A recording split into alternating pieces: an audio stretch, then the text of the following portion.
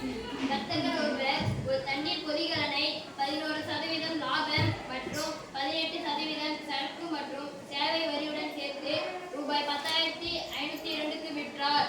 தண்ணீர் கொதிகலனின் குறித்த விலை மற்றும் சரக்கு மற்றும் சேவை வரியை காண்க. சரி சாமி, ஒரு பொருள் நான் உங்ககிட்ட விற்க போறேன். அந்த பொருள் பேரு வாட்டர் ஹீட்டர். தண்ணீர் கொதிகலன் இங்கிலீஷ் என்னமா? வாட்டர் ஹீட்டர் எவ்வளவு விற்கிறேன்னா 10,502 ரூபாய்க்கு விற்கிறேன். இந்த 10,502ல லாபமும் சேர்ந்துருச்சு. எத்தனை சதவீதம் லாபம்? 11% லாபம். எனக்கு அது தேவையில்லை. அதை நான் உங்ககிட்ட சொல்லுவேன்னா நான் 11% லாபம் வச்சுக்கிறேன் சொல்லுவேன் நானே? சொல்ல மாட்டேன் நான். ஆனா அந்த 10,502 ரூபாய்க்கு நான் பொருள் விற்கிறேன்ல, பொருளுடைய விலை 10,502 நான் ஃபிக்ஸ் பண்ணிட்டேன். விற்க போறேன், அதான் விற்ற விலை. அதான் அது அதுக்கு என்ன போடுவோம் நானு? சரக்கு மற்றும் சேவை வரி. சரக்கு மற்றும் சரக்கு மற்றும் சேவை வரின்னு சொன்னா ஒரு பொருளுக்கும் ஜிஎஸ்டின்னு ஒன்று போடுவாங்க. இந்த பொருளுக்கு இவ்வளோதான் ரேட்டு, எலக்ட்ரானிக் பொருளுக்கு இவ்வளோ, நீங்கள் ஹோட்டலுக்கு போனீங்கன்னா இவ்வளோ தான் கட்டணும், ஒரு நாப்கின் வாங்கினா இத்தனை பர்சன்டேஜ், நீங்கள் படிக்க போகிறீங்கன்னா இத்தனை பர்சன்டேஜ் கட்டணும்.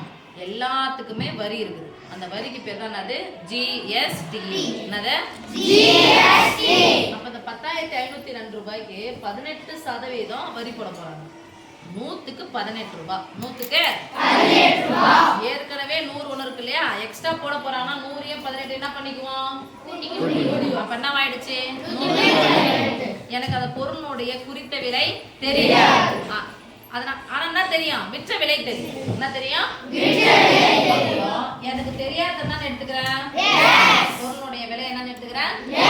நான் எவ்வளவு குறிச்சு விற்க போறேன் அப்படிங்கிறது எக்ஸ் குறித்த விலை, அதான் பிக்ஸ் பண்ணி வச்சுக்கிறேன். அதுக்கு என்ன போட போறேன்? ஜிஎஸ்டி. எத்தனை சதவீதம் ஜிஎஸ்டி? சரக்கு மற்றும் 18%. அப்ப நான் எத்தனை எக்ஸ்ட்ரா அப்படின்னு போட போறோம்? 118%. அப்ப 118% என்னது? ஈக்குவல் டு சேர்த்து எவ்வளவு வித்துட்டேன் நான்? விற்ற விலை எவ்வளவு? 10,000. எனக்கு எதனுடைய மதிப்பு தேவை? மட்டும் வச்சுக்கிறேன். அந்த பெருக்கல் அப்படியே அந்தாண்ட போகும்போது மேல இருக்குது கீழே போகும், கீழே இருக்குது ஏற்கனவே என்ன இருக்குது? ரூபாய். பெருக்கல் அப்படியே போட்டுக்கோங்க. வகுத்தல் அந்த பக்கம் போனா பெருக்கலாம் மாறும், பெருக்கல் அந்த பக்கம் போனா சொல்லுங்க. 100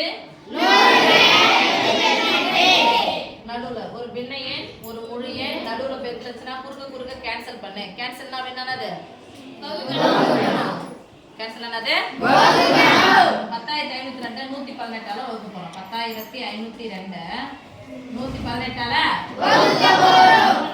மூணு நம்பர் பார்த்தா இதை விட கம்மியா இருக்கும். அப்ப எத்தனை நம்பர் பார்த்தா? 4 நம்பர் பாத்துக்கலாமா? Yes miss. 1000 ரூபாய் இருக்குது. இங்க 100 ரூபாய் இருக்குது. எத்தனை முறை வரும் அப்படின்னு சொன்னா 10 முறை வரும். ஆனா அங்க 18 ரூபாய் எக்ஸ்ட்ரா இருக்குது. சரி 9 முறை வரும்னு பார்த்தா 9 மட்டும் போடுங்க. முன்னாடி என்ன நம்பர் இருக்குது? 11.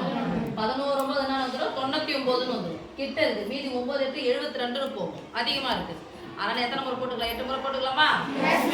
இது தோராயமா நம்ம கணக்கு பண்றது. இப்போ அப்ராக்சிமேட்டா போட்டு அப்புறம் அக்யூரேட்டா போடுவோம். 8 8 ஸ்கொயர் 4க்கு 4 மீதி 11 8 88 கூட 6 கூட்டினா 94.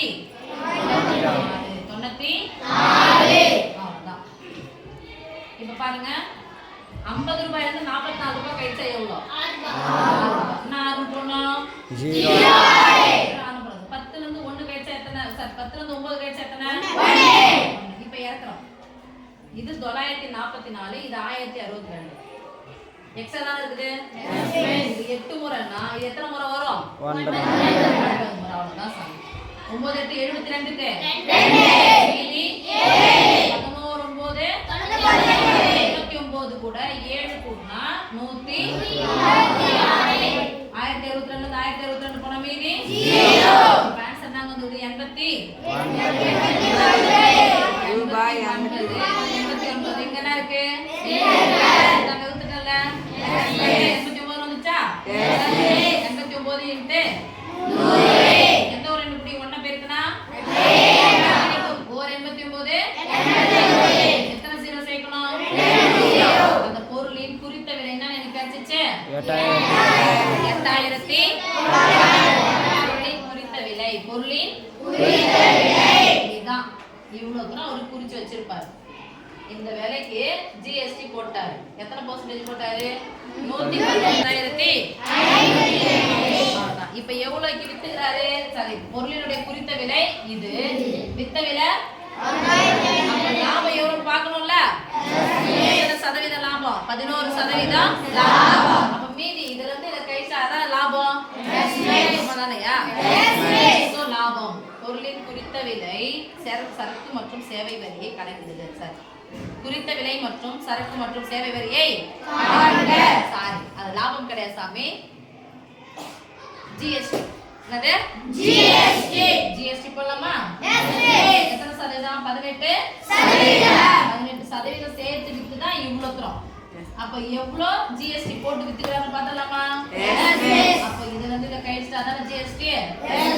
18%. சரக்கு மற்றும் சேவை வரிக்கு இங்கிலீஷ்ல goods and service tax. goods and service tax. goods உடைய முதல் எழுத்து என்னது? G. goods னா தமிழ்ல சரக்கு மற்றும் and சேவை இங்கிலீஷ்ல service முதல் எழுத்து S. tax னா வரி, tax உடைய முதல் எழுத்து T. அதான் GST. 18% GST equal to எவ்வளவு வித்தாரு? 10,000 ரூபாய். 10,000 எவ்வளவு? இதுல குறித்த விலை எவ்வளவு? 8,000. பொருளுடைய விலை லாபத்தோட சேர்த்து 8,900 தான். பொருளுடைய விலை லாபத்தோட சேர்த்து 8,900. ஜிஎஸ்டி போட்டதான் இது. அப்ப என்ன பண்ண போறோம்? கழிக்கலாமா? நம்பர் நேர நம்பர் 2ல இருந்து 0 நீங்கனா 2, 0 இருந்து 0 நீங்கனா 0. 105ல இருந்து 90 போய் வச்சிருங்க. 100ல இருந்து 90 போச்சா மீதி 10. ஒரு 5 கூட்டினா 15. ஒன்னு எக்ஸ்ட்ரா தான கழிச்சுக்கிறோம். அப்போ 15 கூட 1 கூட்டினா 16. சொல்லுங்க 16. அப்போ எவ்வளவு ஜிஎஸ்டி பாருங்க? 1000.